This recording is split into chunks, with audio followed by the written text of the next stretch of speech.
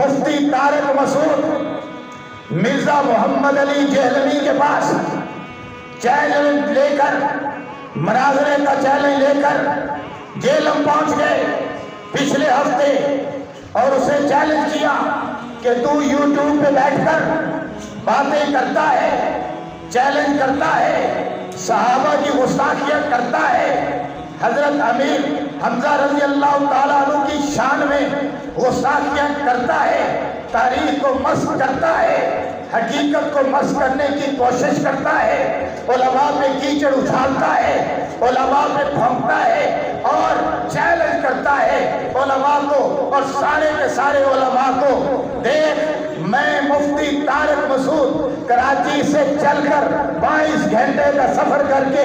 جہلم آ گیا ہوں، اور میرا یہ چیلنج ہے کہ 48 گھنٹے کے اندر مجھے جواب دے، میرے سامنے بیٹھ، میں تو اسے مناظرہ کرنا چاہتا ہوں، میں تو اسے بحث کرنا چاہتا ہوں، میں تو اسے کلام کرنا چاہتا ہوں، آجا جس مسئلے پہ چاہتا ہے بحث کر لے، مسائل بھی بتائے کہ کن مسائل پر ترجیحاً میں بات کرنا چاہتا ہوں، آجا جس مسئلے پہ چاہتا ہے بات کر لے، حق حق ہو جائے گا، باطل باطل ہو جائے گا، دودھ دودھ ہو جائے گا، پانی پانی ہو جائے گا، تیرے یوٹیوب کا بھی جو ہے نشہ اتر جائے گا، اور تیرے آڈینس جو لاکھوں کی تعداد میں ہے، جو تیرے ویور جو لاکھوں کی تعداد میں ہے، ان کا بھی نشہ حرم ہو جائے گا، تجھے پتہ چل جائے گا کہ علماء کیا ہوتے ہیں، اور پھر تجھے پتہ چل جائے گا کہ علماء دیوبند کون ہوتے ہیں۔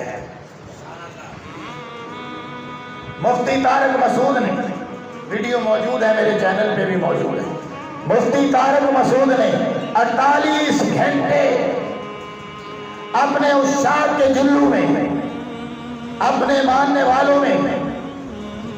گزارے، جہلم کے اندر 48 گھنٹے گزارے، لیکن ایک کال بھی نہیں آئی، سامنے تو آ رہا درکنار، مفتی طارق مسعود کو ایک جواب بھی موصول نہیں ہوا، نہ ویڈیو پہ، نہ آڈیو پہ،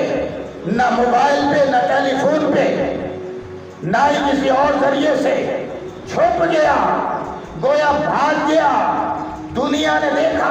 کیونکہ مفتی طارق مسعود جب جہلم میں داخل ہو رہے تھے تو اس وقت بھی کیمرے آن تھے، اور جب جہلم میں رہے تب بھی کیمرے آن رہے، اور جب جہلم سے واپس جا رہے تھے کہ یہ دیکھ مرزا،